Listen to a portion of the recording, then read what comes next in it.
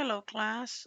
We're going to go over problem 90, which in order to solve problem 90, I would ask you to refer to the summary of the formulas found on page 212.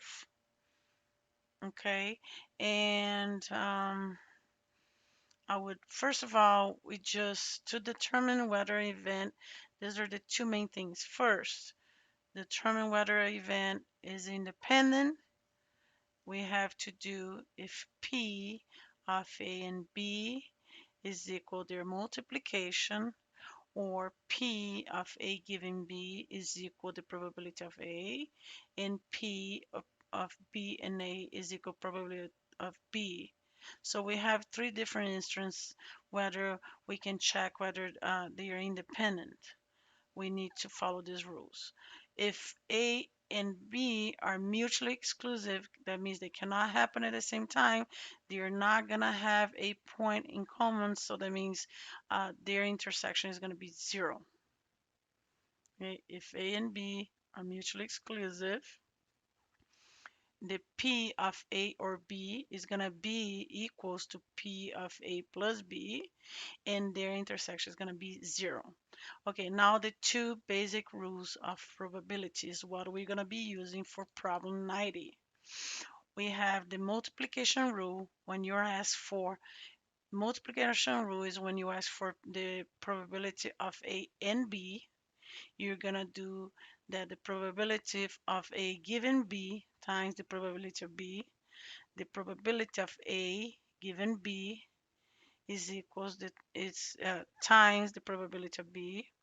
And the addition rule is when you're going to be presented of A or B, which is going to be the probability of A plus the probability of B minus their intersection. Okay, so these are things you're going to have, these are the rules that you're going to have to remember to answer problem 90, and also here how to answer whether they are independent or mutually exclusive. Okay, so let's go to problem 90. You're giving three scenarios. The probability of C, which we don't know what is C, is 40%. The probability of D is equals to 50%, and the probability of C given D is equals 60%. And then you're asking to find the probability of C and D. If you go back here, you're gonna have the multiplication rule, which the probability of, let's see if I can um, paste that here. All right, perfect. Let's put a multiplication sign here.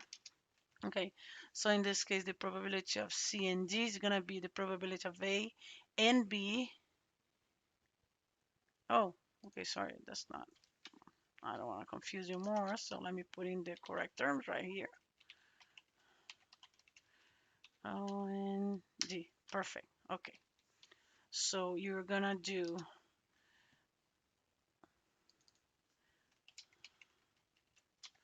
the probability of C given D, which you're given this amount right here, multiply by the probability of D, how much that is. Okay, and then it's asking you, are C and D mutually exclusive or not?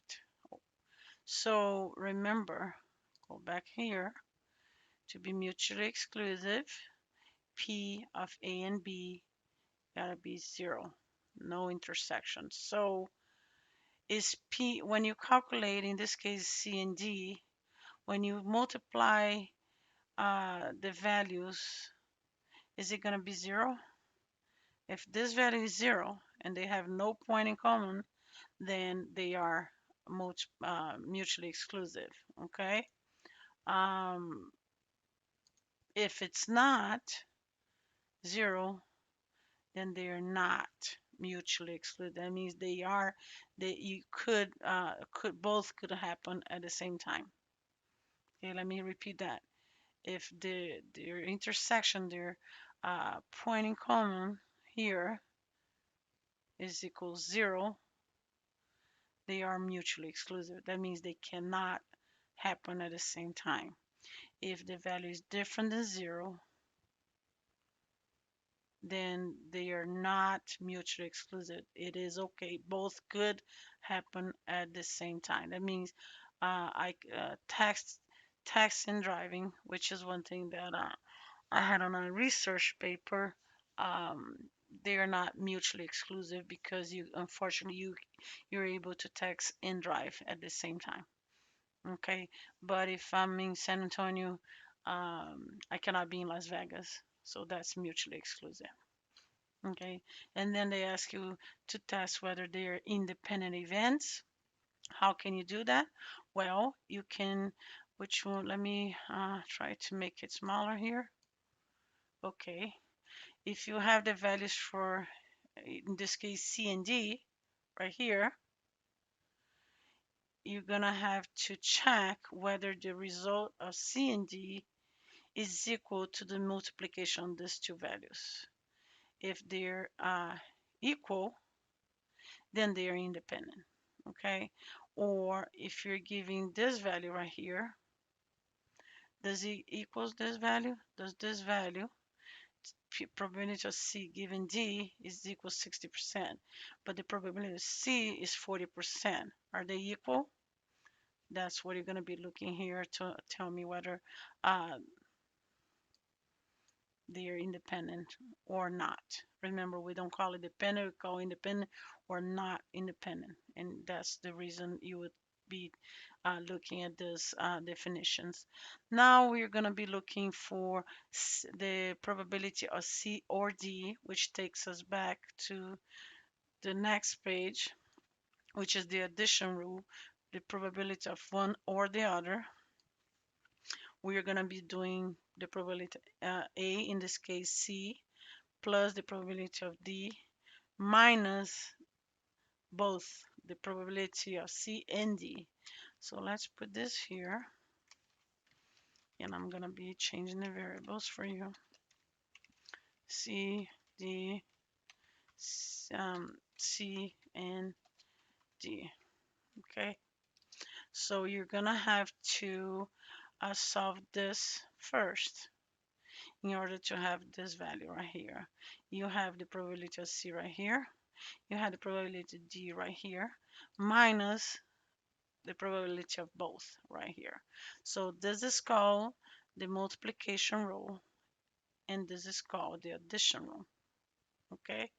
And then lastly, you're being asked to calculate the probability of D given C. You have the probability of C given D, but to define the probability of D given C, you're going to do the probability of C and D divided by the probability of C. This is going to be your formula, okay? Unfortunately, Excel changed to a copyright symbol, so I put a space. Okay, so you're going to have to get the probability of C and D when you define it, okay? And you're going to divide it by the probability of C, and then you're going to give them the result. I put a little note here to remind you to be mutually exclusive. P of A and B must equal 0. In this case, P of C and D must equal 0, and that's what you're going to be testing. Um, I hope this, like I said, it's sounds confusing at first, but once you follow the definitions and the rules and you practice more and more, it's going to make it easier. And I hope this helps a little. Thank you.